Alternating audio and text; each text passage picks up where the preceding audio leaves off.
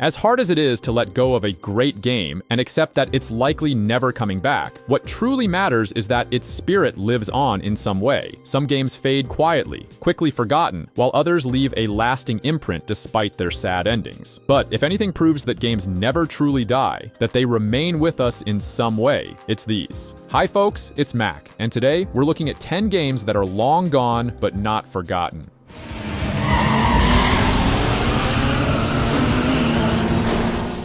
Starting off this list, a game that's essentially synonymous with customizable racing games. It's Need for Speed Underground 2. This game really blew the lid off the series. After the original Underground renewed interest, Underground 2 took everything players loved about its predecessor and added a wide open world to drive around in, lots more car customization, new racers, a new and fantastic soundtrack. Just turned this one into a mega hit, a must-play game for players like me who love Gran Turismo, played games competitively, but also people who weren't really into racing games. Why is it gone? Well, like we've already said in past videos, you never know how long you'll have a racing game with an insane driving soundtrack, because man, licensing agreements expire. EA has had to delist multiple racing games for just that very reason. Like at this point, Need for Speed games don't stay around for very long, and if a car game has been out for more than 10 years, chances are you're gonna have a hard time finding it on modern storefronts. Thankfully today, digital isn't the only option.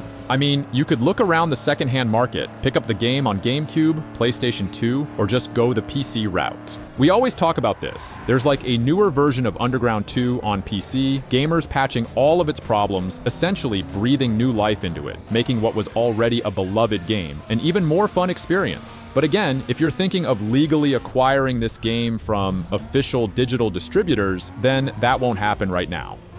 Hey! I'm endorsing a new cola, kids!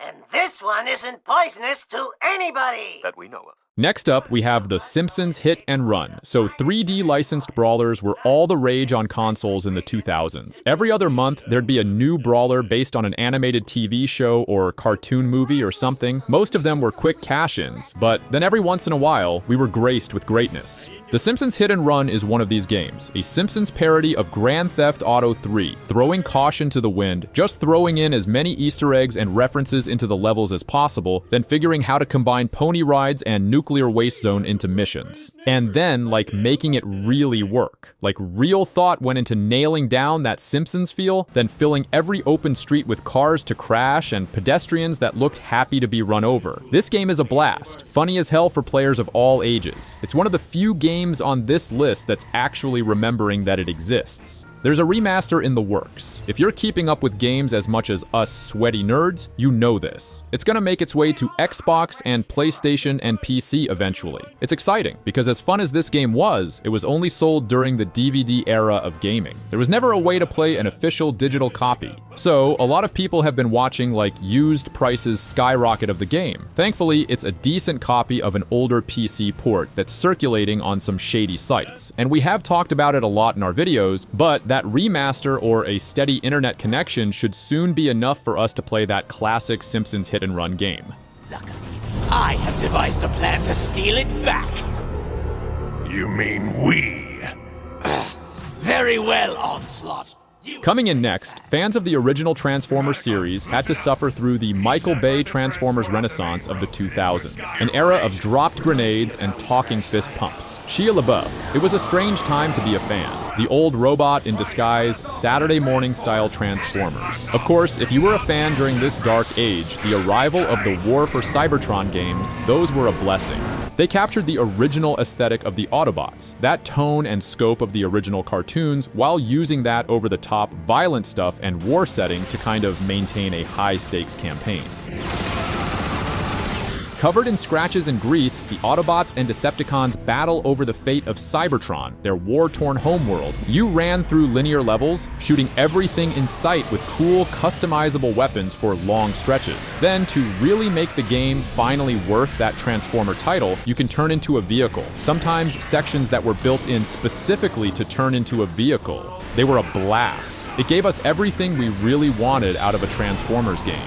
And then, if they didn't bother to update the game, and just one day, they kind of shut down the online multiplayer and pulled the game off Steam and online storefronts. No explanations, sorry, that's it. And that was 2018. While there were some workarounds for getting into multiplayer games with friends these days, you'll mostly only find campaigns preserved on YouTube. While there have been some rumors about a new game being in development after so many years of radio silence, we're kind of just assuming it's never gonna happen.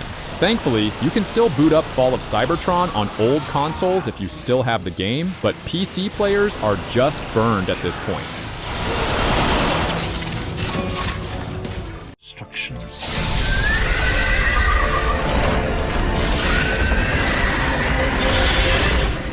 Next, we got the Lord of the Rings Battle for Middle-earth 2. Long before Shadow of Mordor introduced that cool Nemesis system and iconic orc monologues, there were plenty of other Lord of the Rings games. Remember, there was pretty much a game for every movie, every Hobbit movie, like a new game on whatever gaming systems were out. Like a developer was gonna take a swing at this license with stuff like a beat-em-up, an RPG, a Total War-style RTS. So, shaking a stick at these things means imagining the only way of taking control of Tolkien's stories was through those traditional RTS controls and base-building mechanic. The Battle for Middle-earth 2 really opened up things, though. It kinda went for the gold, unique locations, campaign with original stories, sometimes not really following the formula. It ended everything. You know, arguably, it kind of ended on a high note with that super fun sequel. After that one, the license for the game was just tied up in lawsuits, and we're not lawyers, so we really can't untangle any of it. But here at least, like what all that mess meant is like the only ways to play these classic Lord of the Rings games are with torrent software or original discs in an old PC. Even if you own the game and buy a copy of the game secondhand, EA still will not let you play it because they've shut down the online servers that verified the games. So even like starting up a game is a nightmare these days. Even if you're an original legitimate owner, that's just throwing their hands up, seeing as you'll do what you will or pay scalpers. And worst of all, it's like just these games are kind of inherently lost games, and we would like to celebrate and go back more. Has he been a thorn in my side? Oh, don't look so sad, Enchantress. Coming in next, we have the Marvel Ultimate Alliance games. You know, way before the MCU brought everything together under the Marvel name, comic series had their fair share of like these incoherent crossover events. They just throw in all your favorite characters for no reason other than like, hey, wouldn't this be awesome? You know, I miss it. And gaming fans of Marvel heroes had Marvel's Ultimate Alliance. These beam-up RPG hybrids pulled together decades of comic book history to tell weird tales across actual Marvel comic landmarks. You assembled a team of 4 gathered from a growing roster of heroes with unique powers and abilities. This is, of course, like a successor to some of the game's older Spider-Man Origins or the X-Men Origins games. These were the freebies that helped a lot of us get familiar with lesser-known characters and villains long before their live-action debuts. After the pioneering 2 games on consoles, Marvel eventually pushed out a 3rd game exclusively for the Nintendo Switch. It was great. But by that time, the original games just didn't have their original licenses anymore. Sure, they eventually got remasters in 2016, but by then, those expected licenses had expired. And today, unless you already purchased those remasters, you're out of luck. You can't get them. They're not listed. These were only ever digital remasters. So like the originals, your only hope is finding the right kind of jank way to get an old school download or a physical disc. It's a bummer.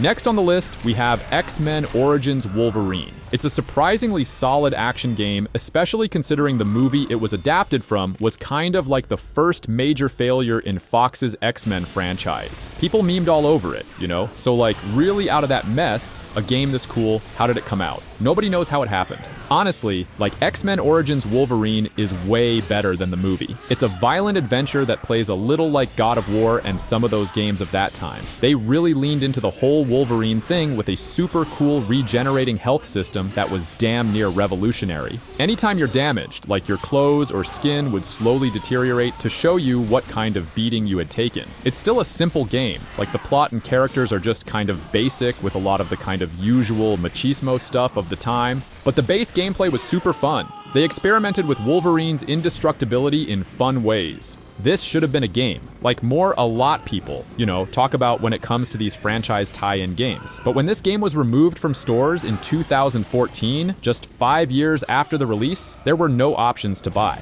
I mean, old Xbox 360 discs may not work on modern Xbox consoles. You'll have to dig out an old console or get the PC version working through questionable means. I mean, we will say you really do need to look up videos of the regioning skin and all that, because even that alone was a pretty forward-thinking, daring thing that not a lot of games were doing. Attack while he charges at us. Send in reinforcements! Here comes the cavalry. Hit him while he's stunned. Up next, we have the original Deadpool game. Another essential mutant story. There was a game made just for Wade Wilson. It was the Deadpool video game. It's a surprisingly good third-person action game. It's kind of like just like a simple off-the-wall take on the Deadpool character with an intro sequence that riffs on classic throwbacks like old point-and-click adventure games. And then the rest of the game is just absolute bonkers action. It's a Deadpool game, so it's obsessed with breaking the fourth wall, and the ratings here are kind of all over the place. But if you jumped in at the time, it's still fun to mess around with. If you're a fan of Deadpool, of course, you have a high tolerance for silliness. But the game was technically delisted twice due to licenses, meaning even players that own the game wouldn't be able to download it again on future consoles once Xbox Live or PlayStation Store or whatever just go kaput. It's a shame because the gameplay was mindless fun, and the crazy antics of Deadpool re-inspired a lot of our confidence in the old media tie-in properties. Plus, it brought back Nolan North from the Marvel Ultimate Alliance stuff as Deadpool. He's as funny as ever. And since the release of Deadpool 3 movie, sometimes I wish that I could play this game again. I personally love to see this game come back. Along with all the cool X-Men Origins Wolverine stuff, I think the game had more stuff like that. Like Logan, that would be pretty sweet.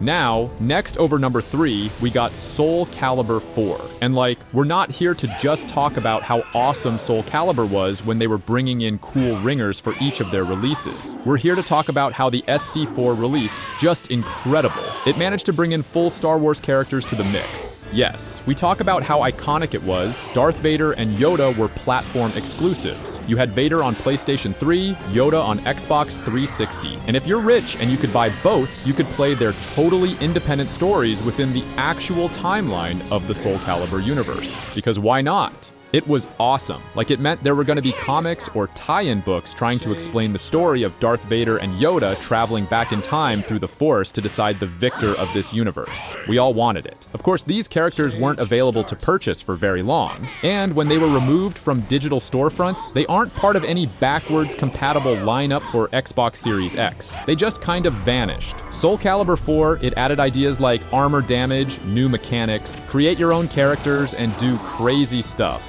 This one was essentially the start of a new era for the series, even if it was a little divisive for players. Nobody is divided enough to hate on the Star Wars guest characters. Soul Calibur better take notes. We want stuff this good and this cool.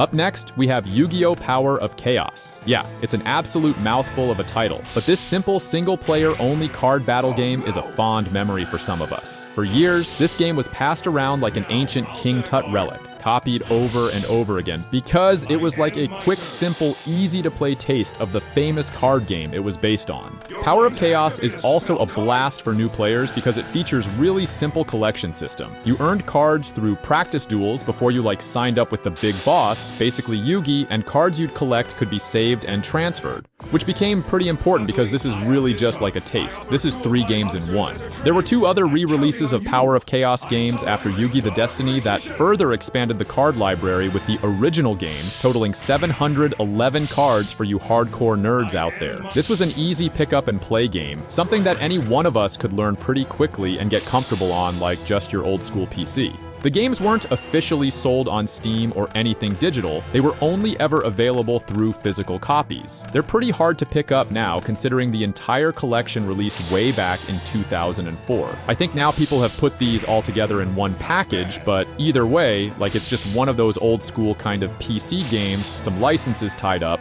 that suddenly disappeared, but again, it's not forgotten.